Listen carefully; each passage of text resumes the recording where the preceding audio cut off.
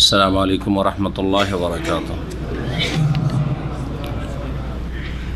বিসমিল্লাহির রহমানির রহিম। আলহামদুলিল্লাহি রাব্বিল আলামিন ওয়াস সালাতু ওয়াস সালামু আলা সাইয়্যিদিল মুরসালিন নবিয়িনা মুহাম্মদ ওয়া আলা আলিহি ওয়া সাহবিহি আজমাইন। আম্মা বাদ। ফাআউযু বিল্লাহি মিনাশ শাইতানির রাজীম। বিসমিল্লাহির রহমানির রহিম। ইযাশ শামসু কুওয়িরাত ওয়া ইযান নুজুমু কাদারাত ওয়া ইযাল জিবালু সুয়্যিরাত وإذا العشار عطلت وإذا العهوش حشرت وإذا البحار سجرت وإذا النفوس زوجت وإذا الموءودة سئلت بأي ذنب قتلت وإذا الصحف نشرت وإذا السماء كشطت وإذا الجحيم سعرت وإذا الجنة أزلفت علمت نفس ما أحضرت। মহান আল্লাহর সমস্ত প্রশংসা যে আল্লাহ রাব্বুল আলামিন দুনিয়া আখিরাতের মালিক, যিনি যেমন দুনিয়া সৃষ্টি করেছেন তেমনি দুনিয়া আর একটি সমাপ্তি রেখেছেন, যখন সব কিছুই ধ্বংস হয়ে যাবে এবং আখিরাত পরকাল কিয়ামতের দিবস কায়েম হবে, যেই সময় সব কিছুর সুবিচার কায়েম করা হবে। আল্লাহ রাব্বুল আলামিনের প্রতি ঈমান এবং আল্লাহর দিনের প্রতি ঈমান এবং বিশ্বাসের একটি গুরুত্বপূর্ণ ঈমান এবং বিশ্বাসের দিক হচ্ছে আখিরাতের প্রতি ঈমান, যেটি ঈমানের পঞ্চম রুকন বা স্তম্ভ। সালাত এবং সালাম নাজিল হোসেন মুহাম্মদুর রাসূলুল্লাহ সাল্লাল্লাহু আলাইহি ওয়াসাল্লামের প্রতি, যিনি বলেছেন, কেউ যদি কিয়ামতের দৃশ্য, সেই কিয়ামতের দিনের ভয়াবহতা, যা কিছু ঘটবে এই সম্পর্কে কিছু জানতে চাই, তাহলে যেন এই কয়েকটি সূরা যেগুলির তাফসীর আজকের হবে, সূরায়ে তাকবীর, ইযা শামসু কুওয়িরাত, আর তারপর ইযাস সামাউন ফাতারাত, ইনফিতার, এবং সূরায়ে ইনশিকাক, এগুলি পড়তে বলেছে রাসূলুল্লাহ সাল্লাল্লাহু আলাইহি ওয়াসাল্লাম, যাতে করে সেই দিন মানুষ ভুলে না যায়। কারণ আখিরাতকে যদি মানুষ ভুলে যায় তাহলে জীবনে সংশোধন নিয়ে আসতে পারবে না। মানুষের সংশোধনের একমাত্র উপায় আল্লাহর প্রতি বিশ্বাস, তার সাথে সাথে আল্লাহ আমাদেরকে এমনভাবে সৃষ্টি করেছেন যে যেখানে পালাই না কেন আর যা কিছু করি না কেন তার কাছে হাজির হইতে হবে, এবং এমন একটা দিনে সেখানে আল্লাহ হাজির করবেন যে দিনের নাম হচ্ছে ইয়াউমুল কিয়ামাহ। সেখানে সবার বিচার হবে। আজকে আমার হক কেউ মেনে নিতে পারে, আপনার হক কেউ মেনে নিতে পারে, জুলম অত্যাচার করতে পারে, কিন্তু আখিরাতের দিনে সেই দিন অসহায় হয়ে এসে দাঁড়াবে এবং আমার আপনার সামনে, মজলুমের সামনে জালেমকে জাহান্নামে নিক্ষেপ করা হবে, উচিত শাস্তি বদলা দেওয়া হবে। এই বিশ্বাস মানুষের মনে শান্তি ফিরিয়ে নিয়ে আসতে পারে, যতই আপনি অত্যাচারিত হন না কেন। এই জন্য মুসলিম জীবনে সবসময় শান্তি আছে। মুসলিম জীবনে সুখেও শান্তি, আর শোকেও শান্তি, দুঃখেও শান্তি রয়েছে। আমাদের তাফসীর ধারাবাহিক আম্মা পারা চলছে। আজকে সূরা তাকবীর অর্থাৎ ইযা শামসু কুওয়িরাতের তাফসীর করব, আর তারপরে ইনশাআল্লাহ তাআলা সূরা ইনফিতার, ইযা সামাউন ফাতারাতের তাফসীর পেশ করব। ছোট ছোট দুটি সূরা। এই সূরাগুলি সম্পর্কে মুসনাদে আহমদে এবং তিরমিজিতে নবী করিম সাল্লাল্লাহু আলাইহি সাল্লাম থেকে একটি হাদিস বর্ণনা করেছেন আব্দুল্লাহ বিন ওমর রাদিয়াল্লাহু তাআলা আনহুমা, প্রখ্যাত সাহাবী, খলিফায়ে রাশেদ, আমিরুল মুমিনিন, দ্বিতীয় খলিফার নেক সন্তান, বলছেন, কালা রাসূলুল্লাহ সাল্লাল্লাহু আলাইহি ওয়াসাল্লাম, রাসূলুল্লাহ সাল্লাল্লাহু আলাইহি ওয়াসাল্লাম বলেছেন, মান সাররাহু আইয়ানজুরা ইলা ইয়াউমিল কিয়ামা কাআন্নাহা রায়ু আইন। কেউ যদি পছন্দ করে যে কিয়ামত সে স্বচক্ষে দেখবে, দুনিয়াতেই যদি কেউ কিয়ামত দেখতে চায়, ফালিয়াকরা, তাহলে যেন মাঝে মাঝেই পড়ে, মাঝে মাঝেই যেন স্মরণ করে পড়ে এই সূরাগুলি, ইযা শামসু কুওয়িরাত ওয়া ইযা সামাউন ফাতারাত, আর একটি সূরা, মানে এই দিয়ে যে সূরাগুলি শুরু হয়েছে, আর ওয়া ইযা সামাউন শাক্কাত, এই তিনটি সূরা পড়তে বলেছে রাসূলুল্লাহ সাল্লাল্লাহু আলাইহি ওয়াসাল্লাম। শুধু তেলাওয়াত করলে কি কিছু বুঝতে পারবেন? তাহলে বোঝা গেল যে কোরআনে কারীমের উদ্দেশ্য শুধু তেলাওয়াত আর খতম নয়, যে তেলাওয়াত খতম দিয়ে এসবের কোনো ফায়দা হবে না। আপনি কিয়ামতের দৃশ্য দেখতে চান আর রাত দিন 24 ঘন্টাও যদি তেলাওয়াত করেন, সারা জীবন বিরতিহীন তেলাওয়াত করেন, বিরামহীন তেলাওয়াত করেন, তাও কিছু বুঝতে পারবেন না কোথায় কিয়ামত দেখলাম, তাই না? তাহলে বোঝা যাচ্ছে যে কোরআন আল্লাহ নাযিল করেছে অর্থ বোঝার জন্য। কোরআনের সীমাহীন বরকতের একটা দিক রয়েছে, কারণ কোরআন আল্লাহর সিফাত, আল্লাহর গুণ। তো আল্লাহর রহমত সীমাহীন, যেমন আল্লাহ রাব্বুল আলামিনের জাত হচ্ছে সীমাহীন, ধারণার বাইরে, আপনার কল্পনার বাইরে। এই জন্য আল্লাহ সম্পর্কে আল্লাহ আমাদের জ্ঞান না দিলে আমরা উপলব্ধি করতে পারতাম না। তেমনি আল্লাহর গুণাবলী, আল্লাহর বাণীর যে রহমত, বরকত এবং তার উপকারিতা সীমাহীন। তার একটা দিক হচ্ছে যে কোরআনে কারীম তেলাওয়াত করলে প্রত্যেক অক্ষরে অক্ষরে বাস নাকি, কিন্তু এটাই আপনার লক্ষ্য উদ্দেশ্য, ব্যাস এতটুকু আপনি সামান্য জ্ঞান রাখেন ইসলাম সম্পর্কে, আল্লাহর কালাম সম্পর্কে, না কোনো লাভ আপনার জীবনে হবে না শুধু এইটুকু করে। আজকাল অনেক মানুষই আছে মুসলিম সমাজে যা কোরআনের অক্ষরের হক আদায় করেছে, শব্দের হক আদায় করেছে, কিন্তু কোরআনের হক আদায় করে নাই। জি, কোরআনের অর্থের হক আদায় করেনি, কোরআনের বিষয়বস্তুর হক আদায় করেনি, কোরআন নাজেলের হক আদায় করেনি। অর্থাৎ যারা কোরআন না বুঝে পড়ে, না বুঝে মুখস্থ করে, কোরআন হাফেজ কারি হয় আর কোরআনের প্রতি আমল করে না, যত্নবান নয়, এবং কোরআনের বাস্তব জীবনে সেটা মানে বাস্তব জীবনে রূপ দেয় না। কোরআন কি? কোরআন হচ্ছে তাওহীদ, কোরআন হচ্ছে সুন্নাহ, কোরআন হচ্ছে আল্লাহ রাব্বুল আলামিনের আনুগত্য, কোরআন হচ্ছে রাসূলুল্লাহ সাল্লাল্লাহু আলাইহি ওয়াসাল্লাম আনুগত্য ইত্যাদি। এসব বিষয় অর্থ বুঝবে তাই নিতে হবে।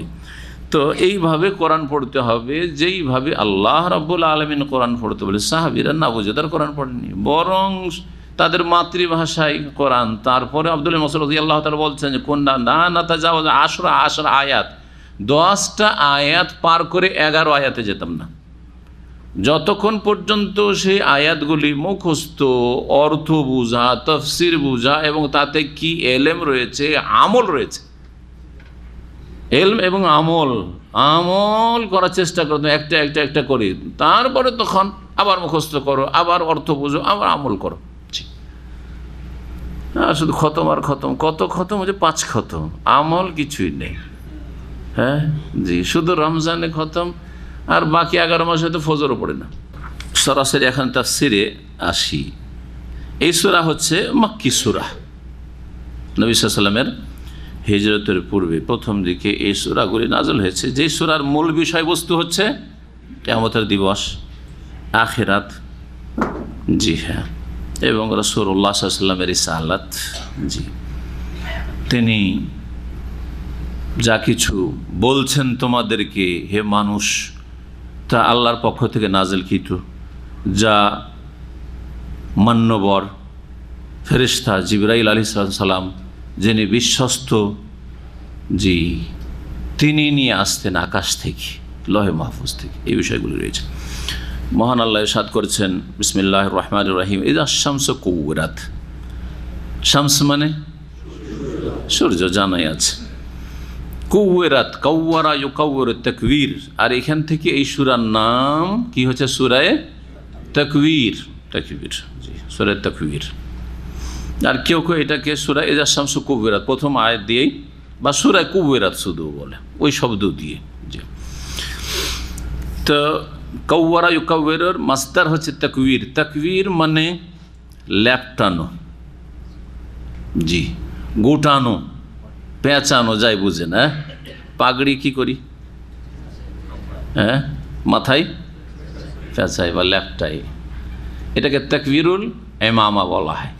পাগড়ির কি করা? মাথায় ল্যাপটানো, এখান থেকে শব্দটি এসছে। তো সূর্যকে তাই করা হবে, অর্থাৎ স্মরণ করো।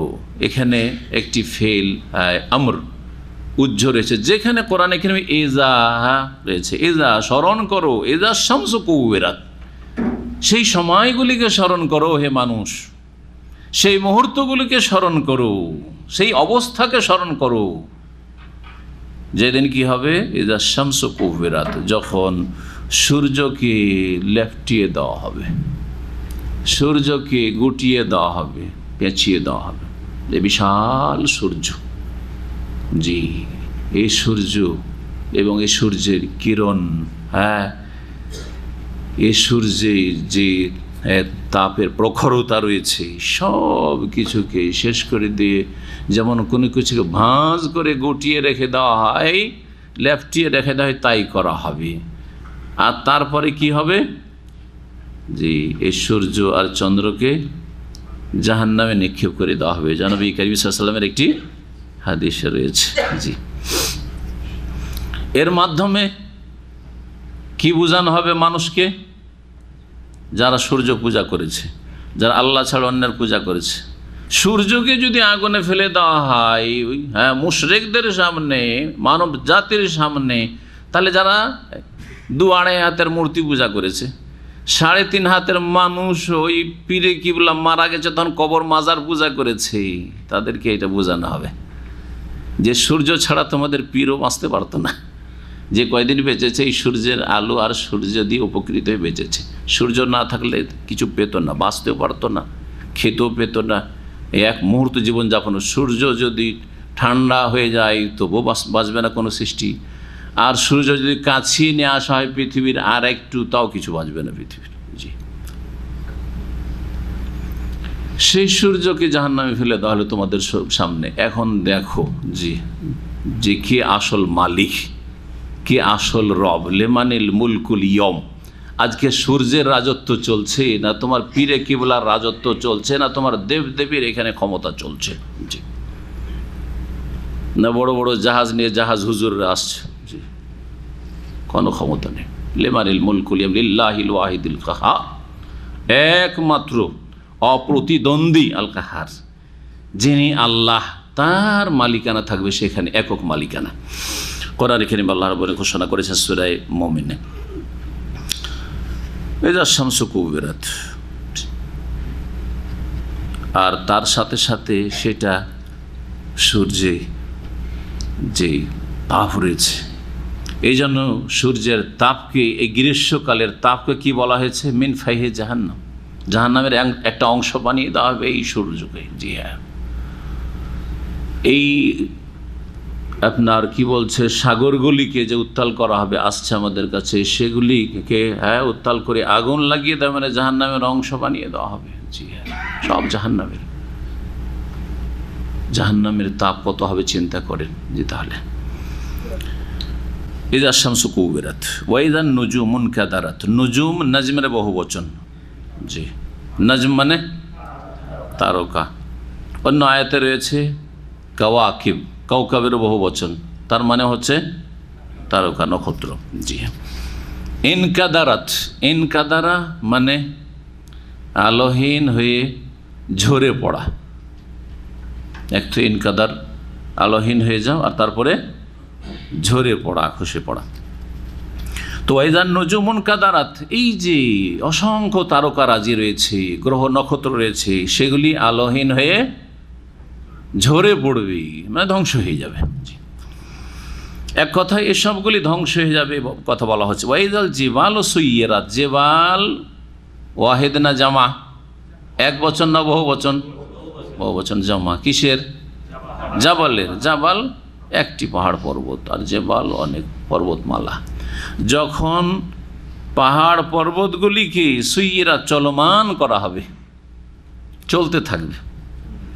জি, তাসিরুল জিবাল সাইরা, সুবহানাল্লাহ, দ্রুত বেগে, মেঘের মতো, ধোঁয়ার মতো, এত ভারী, এত শক্তিশালী এ পাহাড়, জি উড়তে থাকবে, চলমান থাকবে, অর্থাৎ অস্তিত্বহীন হয়ে যাবে। এভাবে গিয়ে ধ্বংস হয়ে যাবে, অস্তিত্বহীন হয়ে যাবে। ওয়াইদাল জিবাল সুইয়ারাত ওয়াইদাল এশার উত্তেলাত, এশার আশারাতুন থেকে, আশারা মানে 10, আর এশার বলা হয় এমন গর্ভবতী উষ্ট্রীকে বা গাভিন উটনিকে যে পূর্ণ গর্ভধারণ করেছে, 10 মাসের হয়ে গেছে। 10 মাস হলে ফুল, এখন গর্ভ হয়ে গেছে, এখন বাচ্চা হবে। এই রকম গবাদি পশু, যারা গবাদি পশু নিজের বাড়িতে রাখে, সবাই ভালোবাসে, সবার কাছে খুব কি গুরুত্বপূর্ণ, মূল্যবান। দেখছেন আমাদের দেশে উট না থাকলেও গাভী তো আছে।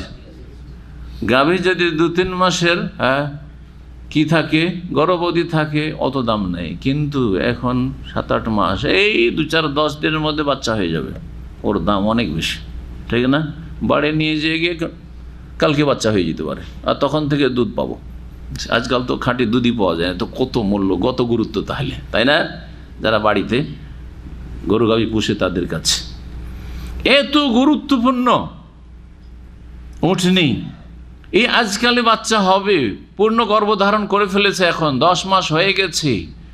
মানুষ এত ভয়াবহ অবস্থায় থাকবে কিয়ামতের দিনে যে বাড়ির সেই 10 মাসের গর্ভবতী স্ত্রীকে উপেক্ষা করে ভুলে গিয়ে নিজের নফসে নফসি শুরু করে দিবে, হাই কি হবে, হাই কি হবে, কোনো খবর থাকবে না যে আমার গাভিন উটনি কোথায় গেল।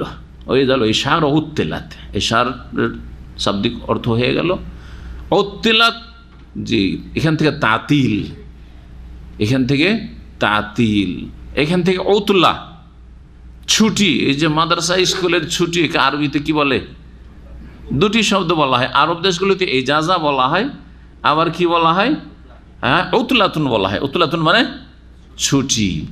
বেকার ব্যক্তিকে, মানুষ বেকার নয়, কিন্তু আজকাল চাকরির পিছনে মানুষ ছুটেছে, আর চাকরি ছাড়া মনে হয় খেতে পাবো না। যার ফলে যদি পড়াশোনার করার পরে আর লেখাপড়া করার উদ্দেশ্য হয়ে গেছে কোনো একটা চাকরি বাকরি পাওয়া, যাতে করে রুজি রোজগার হয়। লেখাপড়া আদর্শ মানুষ হিসাবে গড়ে ওঠার জন্য না, লেখাপড়া প্রশিক্ষণ তরবিয়ত নেওয়ার জন্য, মুসলিমের মতো মুসলিম হওয়ার জন্য নয়, মানুষের মতো মানুষ হওয়ার জন্য নয়। লেখাপড়ার টার্গেটই চেঞ্জ হয়ে গেছে আজকাল। লেখাপড়া কমার্শিয়াল হয়ে গেছে, বিজনেস হয়ে গেছে। লেখাপড়া করে কে কত টাকা ইনকাম করতে পারে, তাই না? লেখাপড়া করলে এই যে সাবজেক্ট পড়ছেন আপনি কলেজে ভার্সিটিতে, এর জন্য কেমন স্কোপ আছে, কেমন ফ্যাসিলিটি আছে, কেমন কাজের সুযোগ সুবিধা আছে বলছেন আজকাল। আজকে এই সাবজেক্টের খুব ডিমান্ড। আরে কিসে ভর্তি হয়েছে আপনার ছেলে? বেকার, পড়াশোনা করে লাভ নেই, কাজের কোনো জায়গা পাবে না, বলছে না? তাহলে বুঝতে পারছেন আজকাল মানুষ এমন পয়সামুখী হয়েছে, এই জন্য লেখাপড়া করে সব অমানুষ থেকে যাচ্ছে। মুসলিম হওয়া তো দূরের কথা, আর ইমানদার হওয়া তো দূরের কথা, আর আল্লাহর সাথে সম্পর্কিত হওয়া তো দূরের কথা, কারণ ওই শিক্ষা তো নেই ওই সব শিক্ষা কাঠামোতে আর শিক্ষা ব্যবস্থায় আর সিলেবাসে। কিন্তু মানুষের মতো মানুষ হয়েও আসে না, অমানুষ হয়ে আসছে। বড় বড় ডিগ্রি অথচ বহন করে, হয়তো বড় বড় ডিগ্রি লাভ করেছে, কিন্তু আদর্শহীন মানুষ। সালাফে সালেহিনদের কাছে, জি, মুসলিম ওলামায়ে কেরামদের কাছে শিক্ষা মানে পেট না, শিক্ষা মানে পেট, শিক্ষা মানে পয়সা, শিক্ষা মানে ইনকাম সোর্স। এটা এই 200-250 বছর থেকে শুরু হয়েছে, খুব বেশি হইলে এর বয়স, এর আয়ু মাত্র 200-250 বছর।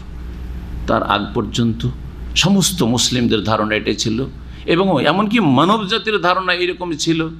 যখন ইউরোপিয়ানরা, খ্রিস্টানরা তাদের ছেলেদেরকে যে স্পেনে আন্দোলসে মুসলিম ইউনিভার্সিটি, কর্ডোবা ইউনিভার্সিটিতে পড়াশোনার জন্য পাঠাইতো, মানুষ করার জন্য পাঠাইতো, যে আমাদের কাছে মানুষ করার ব্যবস্থা নেই, ছেলে মেয়ে অমানুষ হয়ে থেকে যাবে, সুতরাং এদেরকে মানুষ করার জন্য যা মুসলিমদের কাছ থেকে কিছু শিখায়।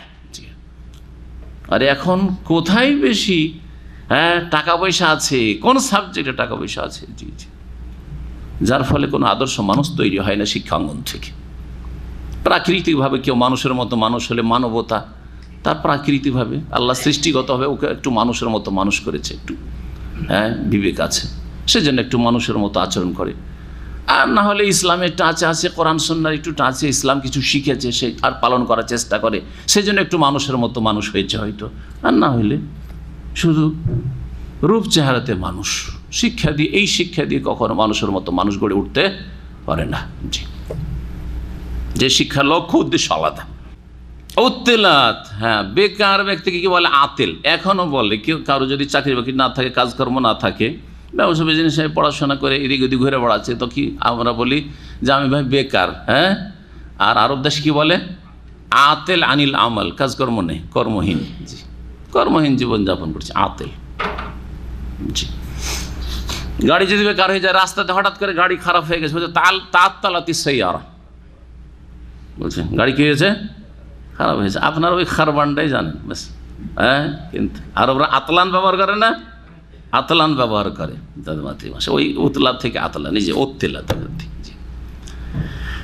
তোয়াইজাল এশার উত্তেলাত, হ্যাঁ জি, উত্তেলাত উপেক্ষিত হবে, জি উপেক্ষিত হবে। 10 মাসের গর্ভবতী উটনি উপেক্ষিত হবে, ছেড়ে দেওয়া হবে, জি কোনো ভ্রুক্ষেপ করা হবে না যে আমার 10 মাসের গর্ভবতী উটনি আছে, সেটাকে রাখি, কাজে আসবে, ছেলেমেয়ের কাজে আসবে, দুধ পাবো, দাম বাড়বে, একটা বাচ্চা পাবো বা দুটো বাচ্চা পাবো ইত্যাদি না। ওয়াইদাল এশার উত্তেলাত, ওয়াইদাল অহুস হোসেরাত, অহুস ওয়াস, ওয়াসের বিপরীত হচ্ছে উনস বা ইনস। ওখান থেকে ইনস, ইনসানকে মানুষকে কি বলে? ইনস। মানুষকে মানুষ এই জন্য বলে যে মানুষ জি সংসর্গ পছন্দ করে, মানুষ মানুষের কাছাকাছি অপছন্দ করে। দেখেন মানুষকে আল্লাহ এইভাবে সৃষ্টি করেছেন, কোনো একটা লোককে চেনেন না, আর এমন জায়গা আছেন যেখানে কোনো মানুষ নেই, একজনের সাথে দেখা হয়েছে, আপনি এমনিতে দূরের সাথে কথা বলা দরকার নেই, আমি আমার কাজ করি না, অবশ্যই একটু পরিচয় নেবেন, পরিচিত হওয়ার চেষ্টা করবে, এটা আপনার স্বভাব জাত। এইভাবে আল্লাহ আপনাকে সৃষ্টি করেছে। এই জন্য অমা সম্মিয়াল ইনসান ইল্লাল উনসিহি, কবি বলছেন যে ইনসানকে ইনসান এই জন্য বলা হয় যে ওর মধ্যে উনসিয়াত, কারো কাছাকাছি হওয়া, কারোর সাথে কথা বলার চেষ্টা করা, কারোর সাথে একটু মিশুক হওয়ার চেষ্টা করা, মেশার চেষ্টা করা, এটা হচ্ছে মানুষের প্রকৃতি, স্বভাব। পক্ষান্তরে বন্য পশু হচ্ছে এর বিপরীত। বন্য পশু আর এক পশুকে দেখলে কি করবে? হয় পালাবে যদি কমজোর হয়, আর যদি কমজোর না হয় তাহলে আক্রমণ করবে, খেয়ে ফেলবে। যে দেখে যে আমার শিকারী কাজ আসবে, তো হিংস্র পশু আক্রমণ করে ফেলবে। এটা হচ্ছে বন্য পশু স্বভাব। এই জন্য বন্য পশু কি বলা হয়? হ্যাঁ, হাইওয়ান ওয়াহশি। গৃহপালিত পশুকে বলা হাইওয়ান ইনসি। পোষ মানে যেই জীবজন্তুগুলি, পশু পাখিগুলি পোষ মানে এগুলোকে হাইওয়ান ইনসি বলে, আর যেগুলি পোষ সাধারণত পোষ মানে না, সে দীর্ঘ তরবিয়তের প্রশিক্ষণ পরে সেটা আলাদা কথা, কিন্তু এমনিতে সাধারণত ওর মধ্যে রয়েছে দূরত্ব, কাছাকাছি আসতে চায় না, এগুলোকে হাইওয়ান ওয়াহশি বলা হয়। তো এখানে ওহুস ওয়াহশের বহুবচন বলে বোঝা হয়েছে, বন্য পশুকে বোঝানো হয়েছে। কি বলা হয়েছে? বন্য পশু। আর হোসেরাত মানে হাসর, মানে সমবেত করা, একত্রিত করা। এই জন্য কিয়ামতের মাঠকে আমাদের বাংলাতে আমরা কি বলি? হাসরের মাঠ বলি, হাসরের ময়দান। ময়দানও আরবি, জি, যদি উর্দুতে ব্যবহার হচ্ছে আর বাংলাতে ব্যবহার হচ্ছে, কিন্তু আসল ময়দান হচ্ছে আরবি শব্দ, আর হাসর হচ্ছে আরবি শব্দ, হাসরের মাঠ। একত্রিত হওয়ার মাঠ, এটা হচ্ছে হাসরের ময়দান, ময়দানুল মাহশর। মাহশর মানে হাসরের স্থান, ইসিম জারফ। ওয়াইদাল ওহুস হোসেরাত, যখন বন্য পশুকে কি করা হবে? লোকালয় একত্রিত করা হবে। বন্য পশু আর বনে থাকবে না, সব বন জঙ্গল থেকে বেরিয়ে চলে আসবে, লোকালয় সব এসে জমা হয়ে যাবে। কারণ কিয়ামত শুরু হয়ে গেছে, এখন ধ্বংস হতে যাচ্ছে। জি, এই অবস্থায় এখনো ধ্বংস হয়নি, শুরু হয়ে গেছে। বড় বড় লক্ষণ প্রায় শেষ হয়ে গেছে, পশ্চিম দিক থেকে সূর্য উঠে গেছে।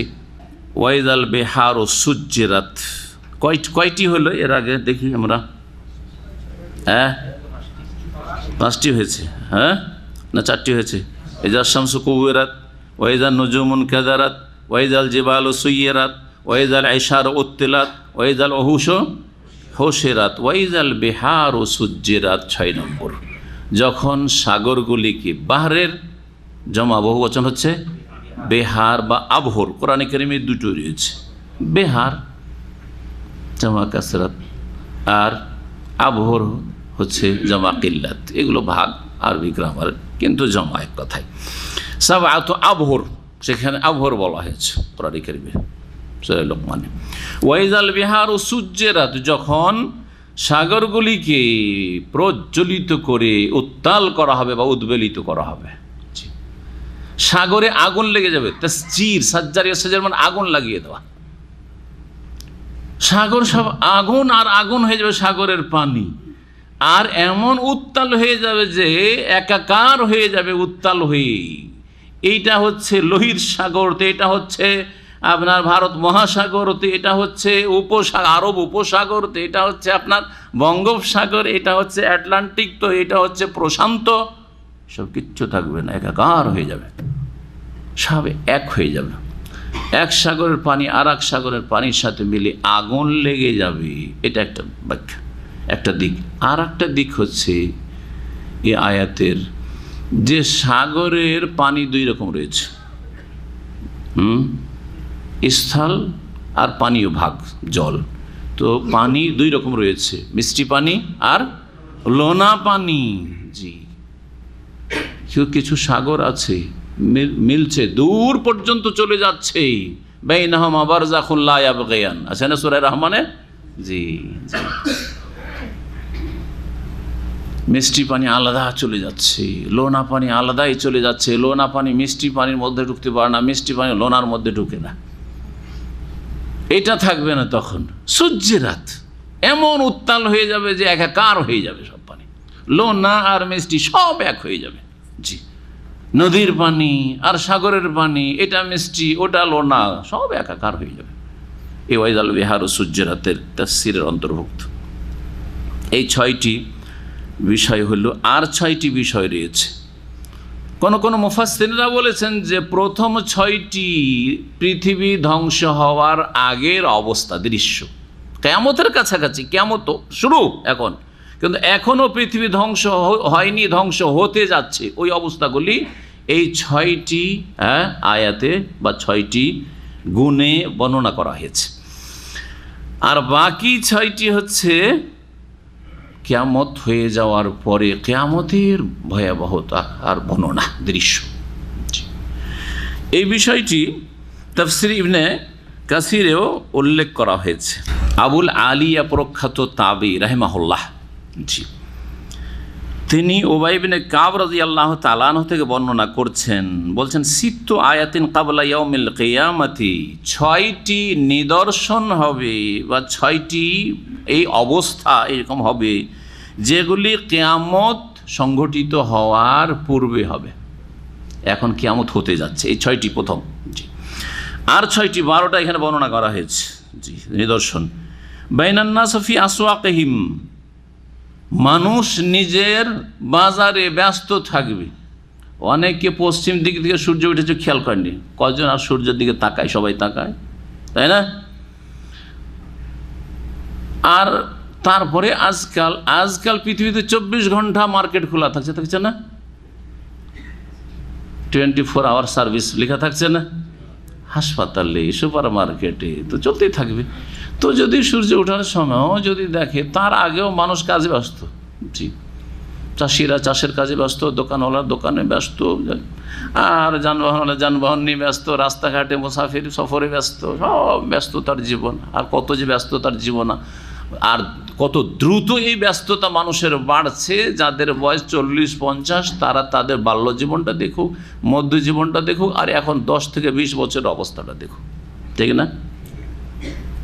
একটা সময় আমরা নিজের চোখে দেখি, সকালবেলা চাষিরা ফজরের আগে বা ফজর পড়ে সাথে সাথে মাঠে চলে গেছে, সকাল 9টা-10টা, রৌদ্র গরম হইতে হইতে সব কাজ চাষবাস সেরে বাড়িতে চলে সারাদিন ফিরি। বিকালবেলা হাটে ফাটে আগে একটু গেল, শাকসবজি কিনলো, নাই ঘোরাফেরা করলো, চাটা খেলে চলে আসলো, শেষ। এসে নামাজ পড়ে শুয়ে গেল।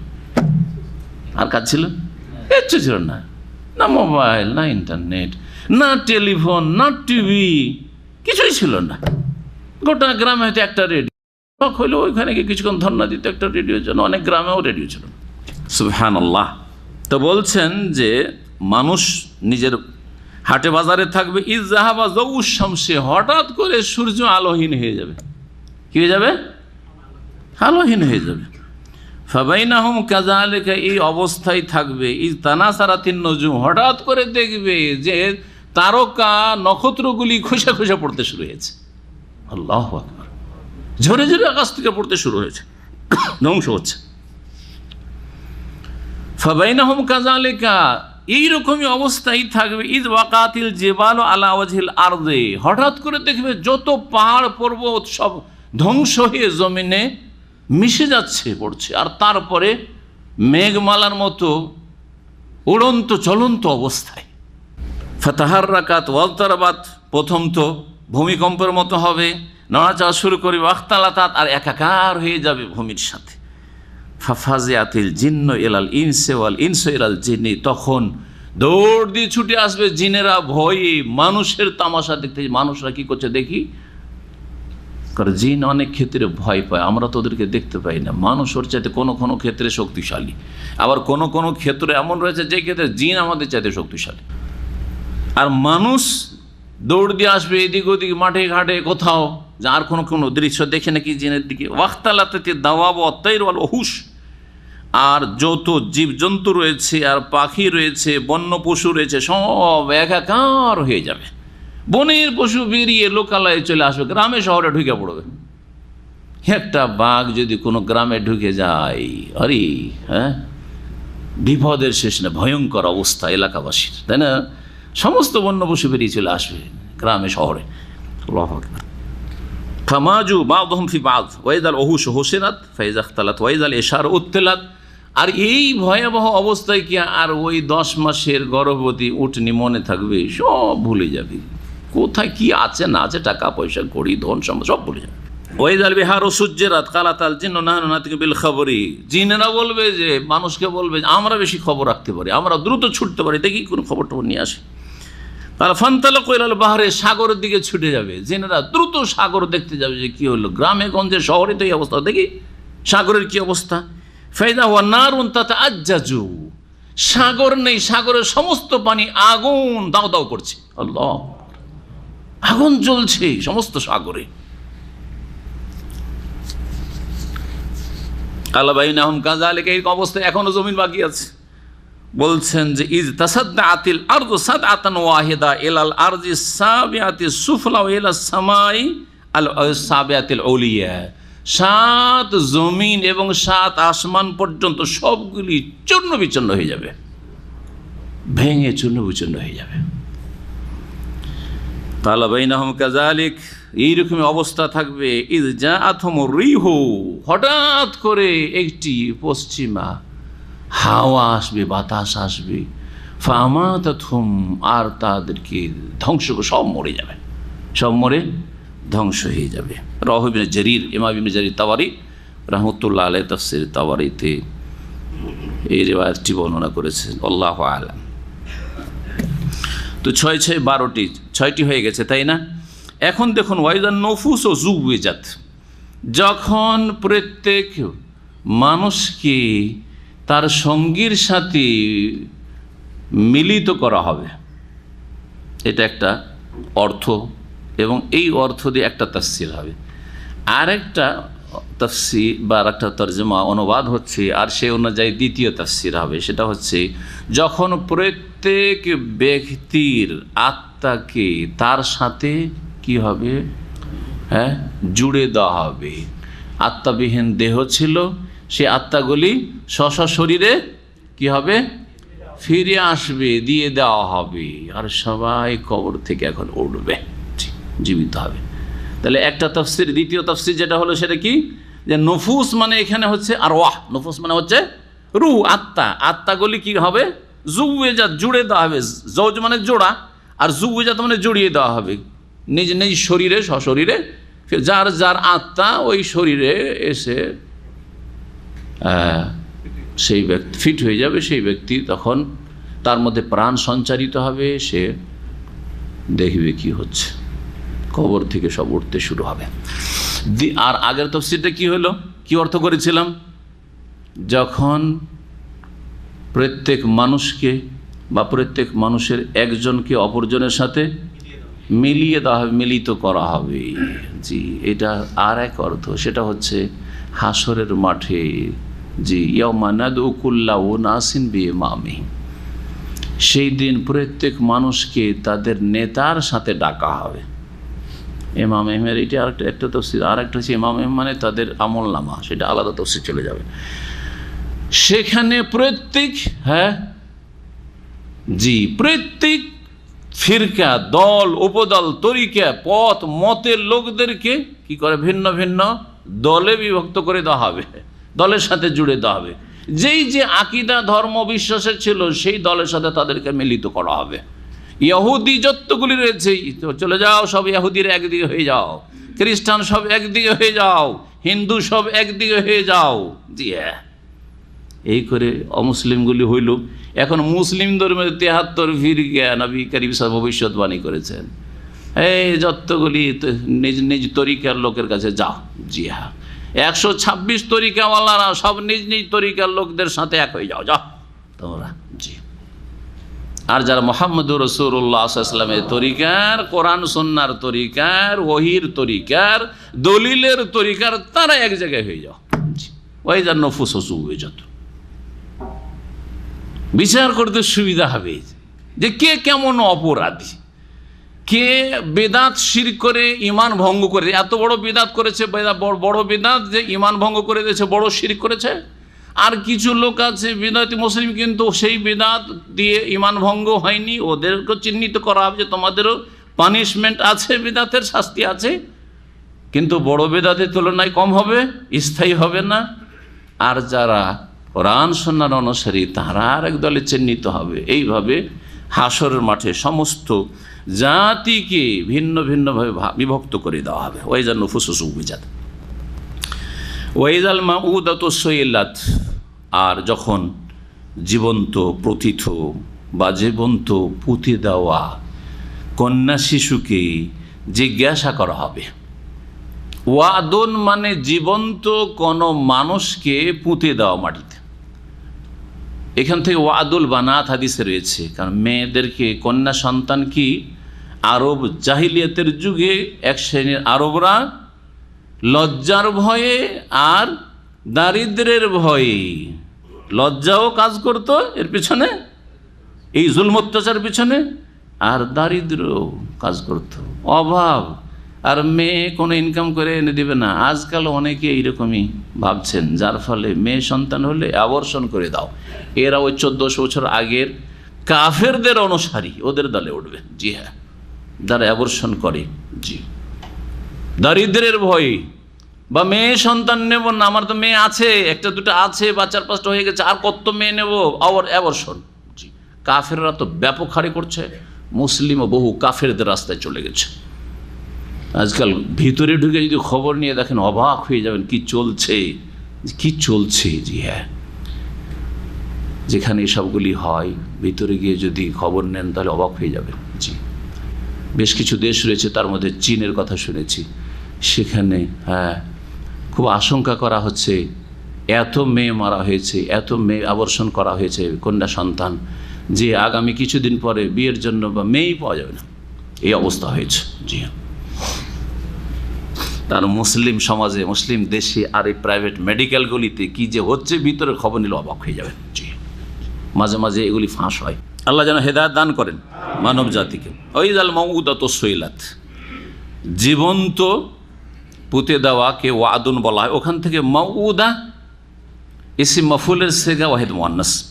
যখন জীবন্ত পুঁতে দেওয়া হয়েছে এমন কন্যা শিশুকে আল্লাহ জিজ্ঞেস করবেন, আল্লাহ ওকে জিজ্ঞেস করবেন, কি জিজ্ঞেস করবেন? বিআইয়ি যামবিন কুতিলাত, কোন পাপে কোন অপরাধে তোমাকে খুন করা হয়েছে, হত্যা করা হয়েছে। জি, তাহলে অপরাধী কি সে মেয়েটা নাকি? তো আল্লাহ ওকে কেন জিজ্ঞেস করবেন? জি, এটাও একটা বিচার করার তরিকা। জানেন না? জানেন না? আপনার 2 ছেলে বা 2 ছেলে মেয়েতে ঝগড়া করেছে, মারামারি করেছে, আমরা ডেকে বিচার করি না? করি না? হ্যাঁ, বা আপনি বসেরাকে দেখবেন যে 2 জন লেবারে বা 2 জন কর্মচারীতে ঝগড়া বিবাদ মারামারি করেছে, বিচার করে না? করে না? তো অনেক সময় যে অপরাধী ওকে জিজ্ঞেস করে না, কারণ ও জানে যে অপরাধী। যে মজলুম বেচারা যে মার খেয়েছে ওকে জিজ্ঞেস করে, কেন মার খালি রে? বলে না, হ্যাঁ, কেন মার খালি রে, কেন তোকে মারলো রে, জিজ্ঞেস করে না? জি হ্যাঁ, আল্লাহর বর এই ভঙ্গিমাতে জিজ্ঞেস করবেন ওই মাসুম নিষ্পাস কন্যা শিশুকে যে তোমাকে কেন অ্যাবর্শন করা হয়েছে। এই শিক্ষার যুগে, সভ্যতার যুগে অসভ্য লোকেরা এই কাজ কেন করেছে? আর যখন শিক্ষা সভ্যতা ছিল না, তখন জাহিলিয়াতের যুগের কাফের মুশরিকরা কেন তোমাকে জিন্দা পুঁতে দিয়েছে? বিআইয়ি যামবিন কুতিলাত। বলবি আল্লাহকে যে আল্লাহ তুমি বিচার করো, আমি দুনিয়া আসতে চেয়েছিলাম, আসতে দেয়নি। আমি আমার রুজি নিয়ে আসতে চেয়েছিলাম, আমাকে আসতে দেয়নি। আমি তাদের বাপের রুজি খেতে চাইনি, মায়ের রুজি খেতে চাইনি, কার রুজি কেড়ে নিতে চাইনি, আমাকে আসতে দেয়নি। আল্লাহ আল্লাহ তুমি বিচার করো। আল্লাহ তখন বিচার করবেন এই জালেমের, এই কাতেলের, এই খুনির বিচার করবেন। যে ছেলে মেয়েকে পেটে আসে, দুনিয়ায় আসতে চায়, আসতে দেয় দেয়, অথবা দুনিয়ায় চলে আসছে তারপরে খেতে দিতে পারবো না, হ্যাঁ তোর এত বোঝা বহন করতে পারবো না, সুতরাং তোকে রাখবো না, ইত্যাদি যেভাবে হোক না কেন। এক কথায় 120 দিন হয়ে যাওয়ার পরে, 120 দিন যেই দিন হয়ে গেছে, রুহ আত্মা দিয়ে দেওয়া হয়েছে, তারপরে কেউ যদি বাচ্চা নষ্ট করে, অ্যাবর্শন করে, সেই ব্যক্তি জীবিত 3.5 হাতের লম্বা মানুষের খুনির সমান অপরাধী। কথা বুঝতে পারছেন না? এটা মনে করবেন না যে একটা একবারে এত সুন্দর চলাফেরা করছিল এইরকম মানুষকে খুন করলো সে খুনি, আর 120 দিনের একটা শিশু যে এখন আকার ধারণ করতে যাচ্ছে, সামান্য ছোট্ট একটা আকার ধারণ করেছে, হয়তো আধা কিলো ওজন হয়নি, আর ওই বাচ্চা গর্ভ নষ্ট করলো, সে অপরাধী নয়, সে সমান অপরাধী, এবং সমান তাকে দিয়ে দিতে হবে, সমান তার শাস্তি রয়েছে। কেসাস যদি হয় তো সমান কেসাস হবে। জি, ওয়াইযাল মাউউদাতু সুইলাত, যখন জীবন্ত প্রথিত কন্যা শিশুকে জিজ্ঞাসা করা হবে বিআইয়ি যামবিন কুতিলাত, ওয়াইযাস সুহুফু নুশিরাত, এগুলো কখন হবে? কিয়ামতের মাঠে, তাই না? তাহলে এখন কিয়ামত হয়ে গেছে, বাদা ইয়াউমুল কিয়ামা, এখন কিয়ামতের পরের এই 6টি অবস্থা বর্ণনা করা হচ্ছে। ওয়াইযাস সুহুফু নুশিরাত, আর যখন আমলনামা বা কর্মলিপিগুলি উন্মুক্ত করে দেওয়া হবে, খুলে দেওয়া হবে। জি, আমলনামা লুকাইতে ছিল, আল্লাহ হাতে দিয়ে দেবে, ডান হাতে, কারো বাম হাতে, খুলে দেওয়া হবে। ওয়াজাদু মা আমিলু হাজির, যা দুনিয়াতে করেছিল সব চোখে দেখতে পাবে। ওয়ালা ইয়াযলিমু রাব্বুকা আহাদা, রব কোনো জুলুম করেনি, যা করেছে তাই পেয়েছে, একটুও কম বেশি দেখবে না, সব কিছু সেখানে হাজির পাবে। ওয়াইযাস সামাউ কুশিতাত, আর যখন আকাশের আবরণ বা পর্দা সরিয়ে দেওয়া হবে। কাশাতা এই শব্দটি এখনও ব্যবহার করা হয়, এখনও এই শব্দটি আরবিতে বিভিন্ন পেপারসে ব্যবহার করা হয়। এমনকি আপনাদের যে আপনার এই মোবাইল চার্জের কার্ডগুলো আছে না আজকাল, আছে না, ওতে ইংরেজির সাথে সাথে আরবি লেখা আছে। তো যেখানে ওই নাম্বারটা আছে, সেই নাম্বারের উপরে যে আবরণটা আছে, কি করতে হবে সেটাকে, হ্যাঁ, যে সেটাকে ঘষে মুছে ফেলতে হবে, তারপরে নাম্বারটা পাবেন না? যে এই নাম্বারটা পাবেন, ওখানে দেখবেন কাস্ত, কাফ শিন ত লেখা আছে, যেখানে অকসুত বা কিছু লেখা আছে যে এটাকে কি করো, সরিয়ে ফেলো, সরাও, জি জি, ঘষে ফেলো, তারপরে নাম্বার তুমি পাবে। আর তারপরে এই পদক্ষেপগুলি রয়েছে, স্টেপ বাই স্টেপ এই কাজ করো, তাহলে তোমার ব্যালেন্সটা চলে আসবে। জি, ওয়াইযাস সামাউ কুশিতাত, তো আকাশের আবরণ কি করা হবে? জি, সরিয়ে ফেলা হবে, উঠিয়ে ফেলা হবে। জি, কাস্ত বলা হয় আসলে, আরবরা বলতো বকরি জবাই করার পরে বা উট জবাই করার পরে যে খাল চামড়া ছড়িয়ে নেওয়া হয়, হ্যাঁ, সে চামড়া ছড়ানো হয়, এটাকে কি বলা হয়? কাস্ত বলা হয়। জি, ঠিক ওই রকমই আকাশকে করা হবে, কিয়ামতের দিন করা হবে। আকাশ ধ্বংস করা হয়েছে, তারপরে আল্লাহ রাব্বুল আলামিন কিয়ামতের যেদিন মাঠ কায়েম করবেন, কিয়ামতের দিন কায়েম করবেন, সেই দিন ইয়ামা তুবাদ্দালুল আরদু গায়রাল আরদি ওয়াস সামাওয়াত, সেই দিনের আকাশ সম্পর্কে বলা হচ্ছে যে ওয়াফুতিহাতিস সামাউ ফাকানাত আবওয়াবা, আকাশ বহু দরজা বিশিষ্ট হবে। ওয়া নুজ্জিলাল মালায়েকাতু তানজিলা, জি, ইয়াউমা তাশাক্কাকুস সামাউ বিল গামামে ওয়া নুজ্জিলাল মালায়েকাতু তানজিলা, সূরা ফুরকানে রয়েছে। যেই দিন আকাশ কি হয়ে যাবে, আকাশ বিদীর্ণ হবে, ফেটে যাবে। অনুজ্জিলাল মালায়েকাতু, সমস্ত ফেরেশতাকে নামিয়ে দেওয়া হবে। ফেরেশতা সব হাসরের মাঠে রেডি হয়ে ডিউটি করার জন্য হাজির হবেন, আল্লাহ রাব্বুল আলামিন হাজির হবেন বিচার করার জন্য সেই দিন। তো এই অবস্থাকে তুলে দেওয়া হয়েছে হাসরের মাঠের, যেদিন ফেরেশতারা আকাশ থেকে নেমে আসবে। ওয়াইযাল জাহিমু সুইরাত, আর যখন জাহান্নামকে প্রজ্বলিত করা হবে।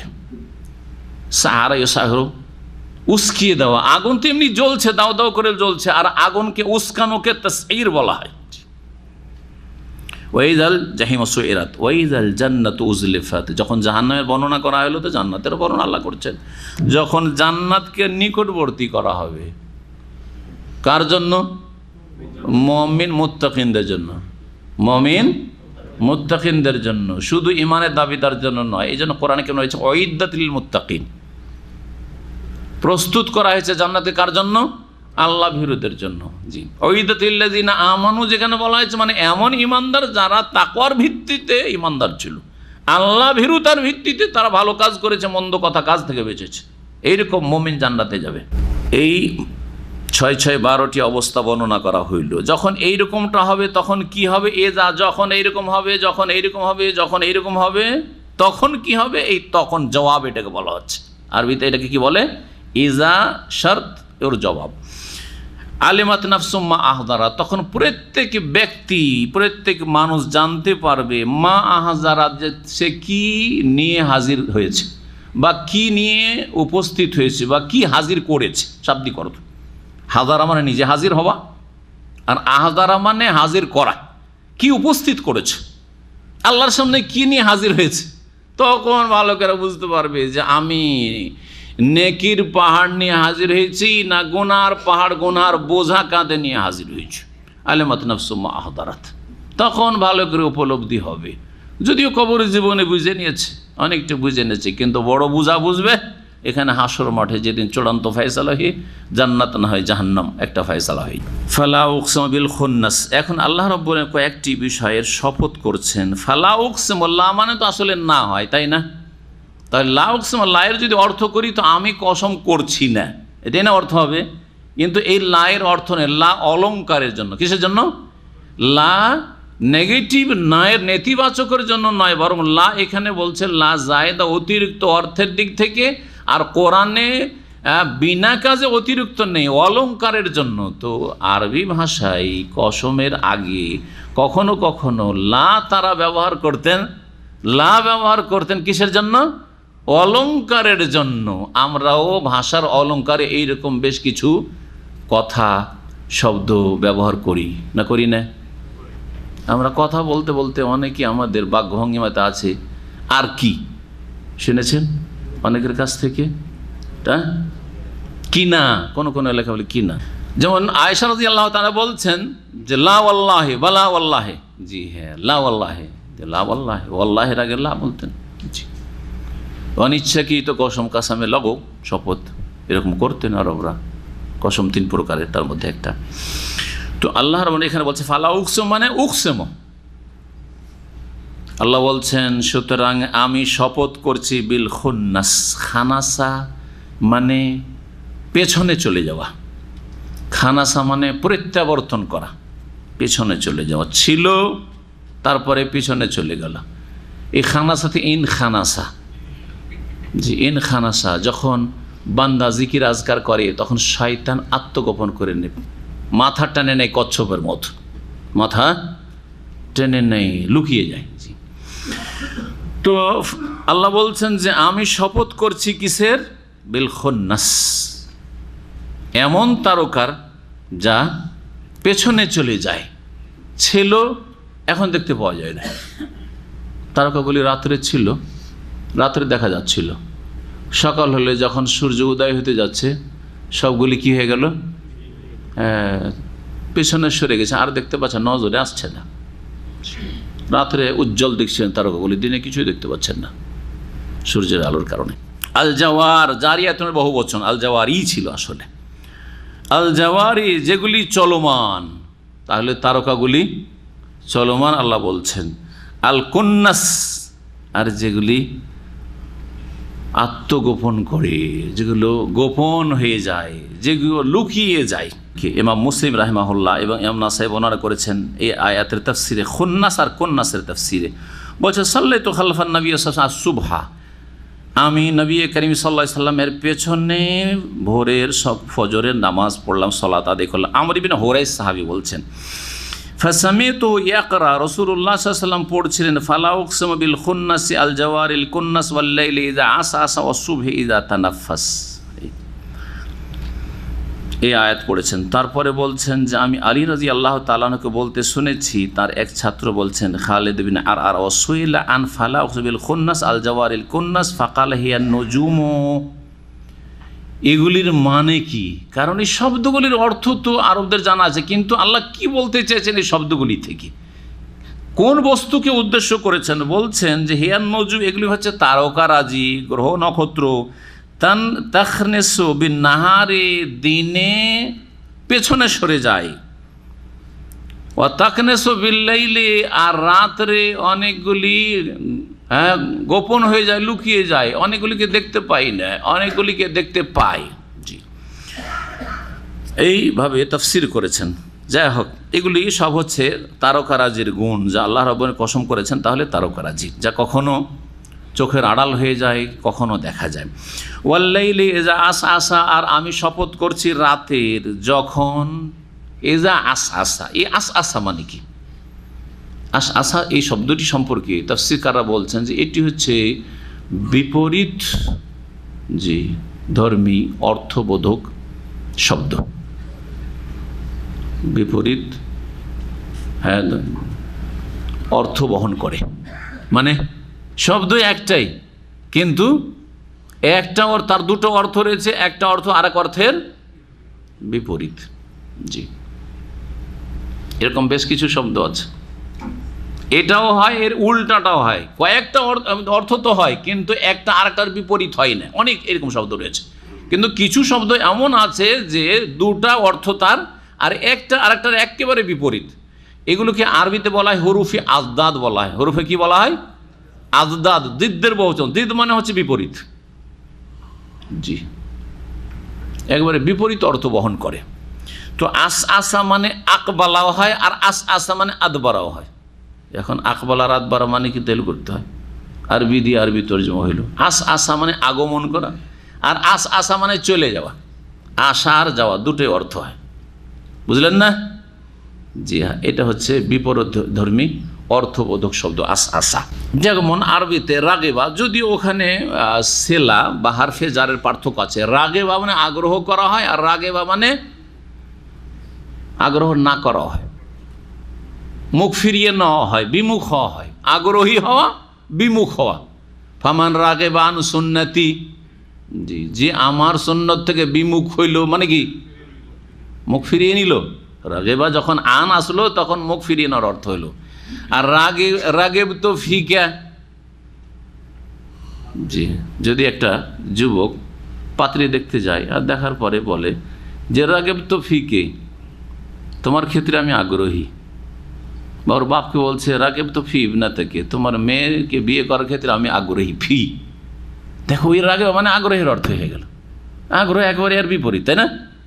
যদিও সেখানে ফি আর আন লাগিয়ে পার্থক্য করতে, তাহলে বিপরীত শব্দ অর্থ বহন করছে।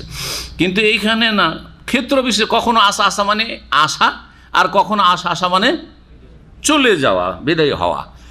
তো রাতের কসম আল্লাহ রাব্বুল করছেন, এখানে তাফসীরকাররা দুই রকমই করেছেন। একদল বলছেন না, এই রাত আগমনকে বোঝানো হয়েছে, আর এক বলছে রাত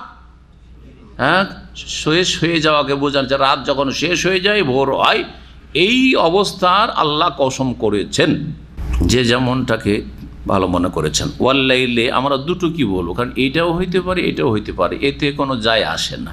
আল্লাহ রাব্বুল এক কথায় রাতের বিশেষ একটা অবস্থার হয় সন্ধ্যাবেলার কসম করেছেন, আর না হলে রাত শেষ হতে যাচ্ছে ভোরবেলার কসম করেছেন।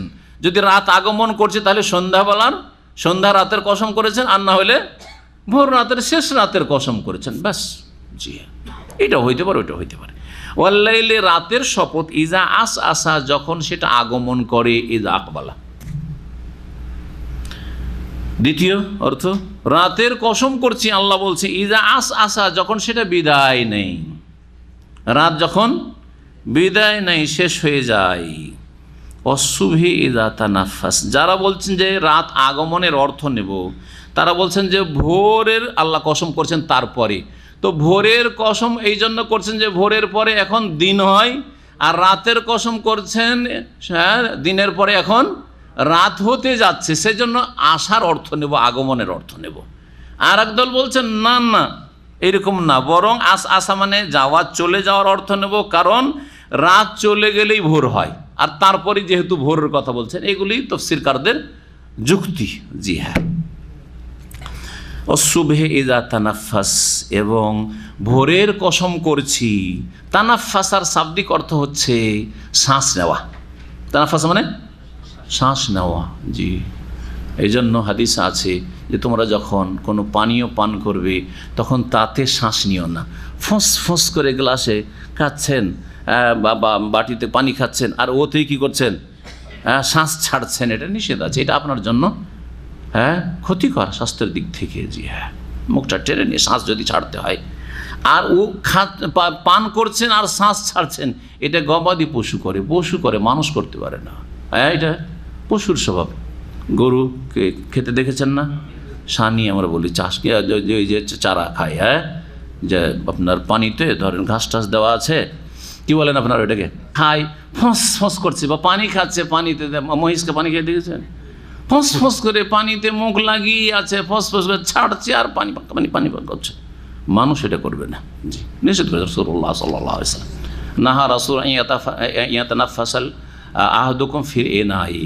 জি, বর্তনে পাত্রে শ্বাস নিতে নিষেধ করেছে। তানাফাস, তাহলে সকাল শ্বাস নেওয়া মানে কি, শ্বাস নেওয়ার মতো করে এখন কি হচ্ছে, রাতের অন্ধকারকে শ্বাস নিয়ে যেন দূর করছে।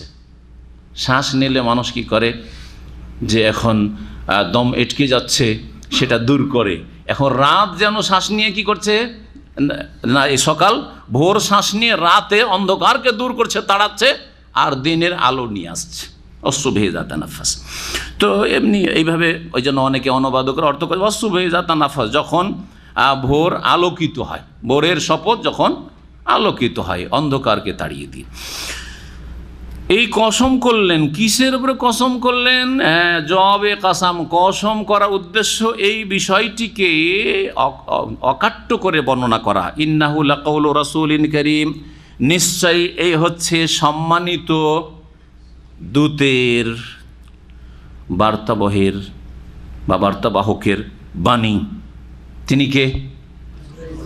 জিবরাইল আলাইহিস সালামকে এখানে বোঝায়। এখানে রাসূল বলতে জিবরিল আমিনকে বোঝানো হয়েছে। তিনি আল্লাহ রাব্বুল আলামিনের পক্ষ থেকে রাসূল, দূত রাসূলুল্লাহ সাল্লাল্লাহু আলাইহি ওয়াসাল্লাম পর্যন্ত পৌঁছানোর ক্ষেত্রে, আর রাসূলুল্লাহ সাল্লাল্লাহু আলাইহি ওয়াসাল্লাম আমাদের জন্য রাসূল, আমাদের পর্যন্ত পৌঁছানোর জন্য। বুঝতে পেরেছেন দুই রাসূলের মাঝে পার্থক্য কর। ফেরেশতা রাসূল, রাসূলু মিনাল মালায়েকা আর রাসূলু মিনান নাস, মানব জাতির মধ্যে রাসূল, আম্বিয়া রাসূলগণ, আর আল্লাহর দূত রাসূল মালাইকা, জাইলিল মালাইকা তো রাসূলান, সূরা ফাতির। যে এই সম্মানিত দূত জি কুওয়াতিন, মহাশক্তিধর, বড়ই শক্তিশালী জিবরিল আলাইহিস সালাতু সালাম, ইনদাজিল আরশ মাকিন, এবং আরশের মালিকের নিকট, আরশওয়ালা, জিল আরশ মানে আল্লাহ, আরশওয়ালাকে, যিনি আরশের মালিক আল্লাহ, বলে আরশওয়ালার নিকট মানে আরশের অধিপতির নিকট, যিনি সম্মানিত, মাকিন, সম্মানিত, যার একটা মর্যাদা রয়েছে আল্লাহর কাছে। মোতাইন, যিনি মান্যবর, মোতা, জি, আতায়তীয় মানে আনুগত্য করা, আর মতিউন মানে হচ্ছে আনুগত্যকারী, আর মোতাউন মানে হচ্ছে যার আনুগত্য করা হয়, ইসিম মফুল। কি বুঝলেন? যার আনুগত্য করা হয় সে হচ্ছে মান্যবর, তাকে বাংলাতে কি বলি? মান্যবর। এই জন্য মোতাউন মানে মান্যবর, যিনি ফেরেশতা জগতের মধ্যে, মালাইকার মধ্যে মান্যবর। জিবরাইল আলাইহিস সালামকে সমস্ত ফেরেশতারা মানে, মান্যবর তিনি। ভালো কি না মানে মানুষ, তাই না? তাহলে বোঝালো ফেরেশতার মধ্যে সবচেয়ে শ্রেষ্ঠ জিবরাইল আলাইহিস সালাম, রাইসুল মালাইকা। সাম্মা আমিন, মোতাইন সাম্মা, সেখানে, সুম্মা নয় এটা, কিন্তু সাম্মা মানে সেখানে, অনাকা, জি, আর সুম্মা মানে অতঃপর, হারফে আতফ, আর সাম্মা হচ্ছে জারফ, জি, জারফে মাকান। সেখানে মানে ফেরেশতা জগতে তিনি মান্যবর, আর আমিন বিশ্বস্ত। জি, আমিন মানে বিশ্বস্ত। অমা সাহেবুকুম বিমাজনুন, আরও শুনে রাখো হে মক্কার মুশরিকেরা, তোমাদের সঙ্গী, তোমাদের এই বংশের লোক বা তোমাদের এই দেশবাসী, তোমাদের মক্কার নাগরিক মুহাম্মদুর রাসূলুল্লাহ সাল্লাল্লাহু আলাইহি ওয়াসাল্লাম যে তোমাদের সঙ্গী। সাহেবকুম বলতে কাকে বোঝানো হয়েছে?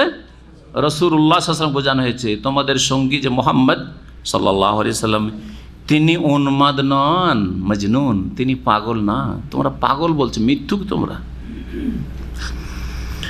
ওয়ালাকাদ রাআহু বিল উফুকিল মুবিন, আর নিশ্চয় মুহাম্মদুর রাসূলুল্লাহ সাল্লাল্লাহু আলাইহি ওয়াসাল্লাম দেখেছিলেন।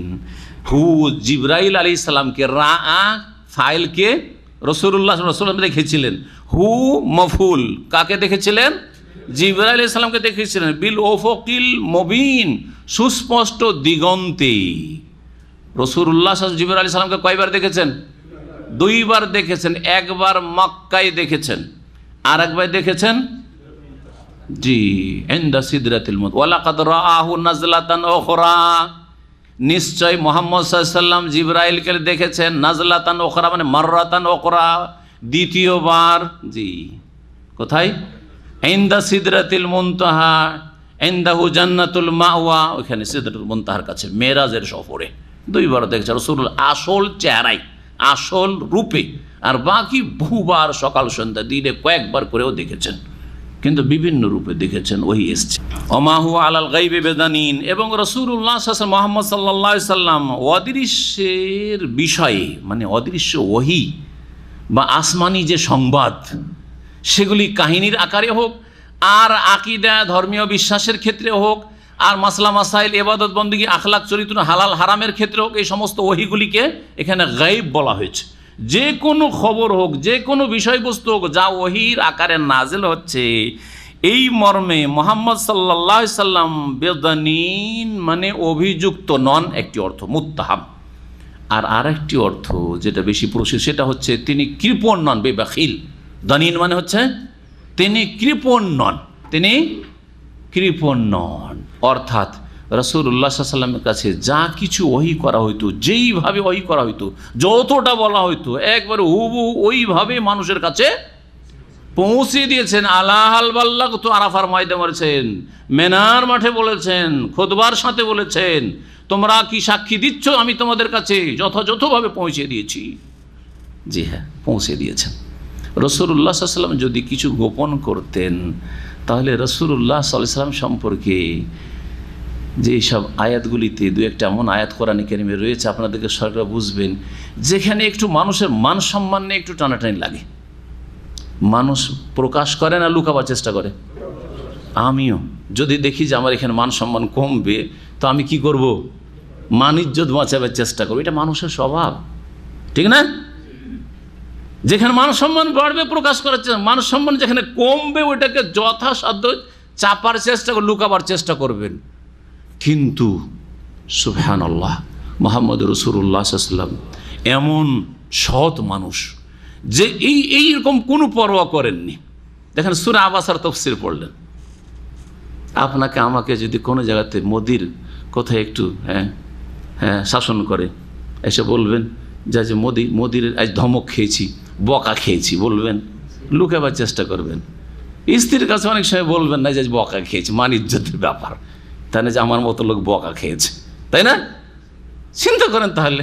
এতে একটা দিলাম, আর একটা শুনে সূরা আহজাব পড়ে দেখবেন, যেখানে রাসূলুল্লাহ সাল্লাল্লাহু আলাইহি ওয়াসাল্লামের মনে মনে ছিল যে জাইনবকে যখন ছেড়ে দিয়েছে যায়েদ বিন হারেসা, আর যায়েদ বিন হারেসা কে ছিলেন? পালক পুত্র।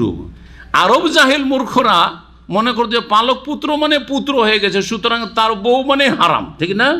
এটাকে বাতিল আল্লাহ ঘোষণা করবেন, আর কেমন করে কুসংস্কারের উৎখাত করবেন, সেই জন্য আল্লাহ নবীকে দিয়ে এই কাজটা করে। কারণ অন্য লোককে দিয়ে করাইলে আরও মহা মুশকিল আছে, সমাজে মায়ের খেতে হইতে পারে। কথা বোঝা গেছে কি না?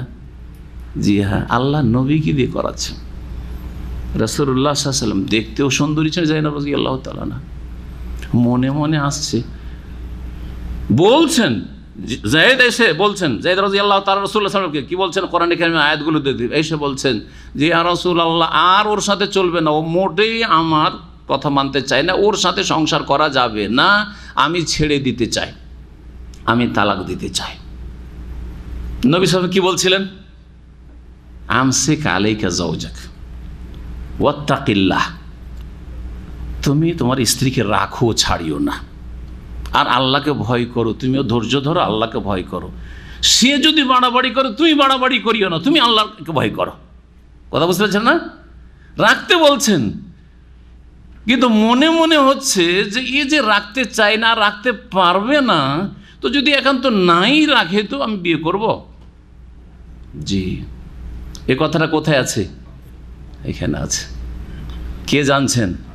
আল্লাহ ছাড়া কেউ জানে না, কেউ জানে না। আল্লাহ প্রকাশ করে দেব। অতুখফি ফি নাফসিকা মাল্লাহু মুবদি। আল্লাহ বলছে যে তোমার মনে মনে একটা কথা লুকিয়ে রেখেছো, যেটা আল্লাহ প্রকাশ করে দিতে চান। প্রকাশ করে দিতে চান মানে সেটা প্র্যাকটিক্যাল করিয়ে দিতে। তোমার সাথে আমি বিয়ে পড়িয়েই ছাড়বো আসমানের উপরে। কথা বুঝতে পারছেন না? জি হ্যাঁ, আল্লাহ আসমানের ওপর থেকে বিয়ে পড়িয়ে দিলেন। জি, যায়েনব রাজিয়া তারা ফখর করতেন, গৌরব করতেন সতীনদের মাঝে। যখন বাদাবাদি শুরু, কম্পিটিশন শুরু হইতো, আরে তোমাদের জমিনে বিয়ে হয়েছে, মক্কায় নয় মদিনায়, আর আমার জাওয়াজানি আল্লাহ তাবারাক ওয়া তাআলা।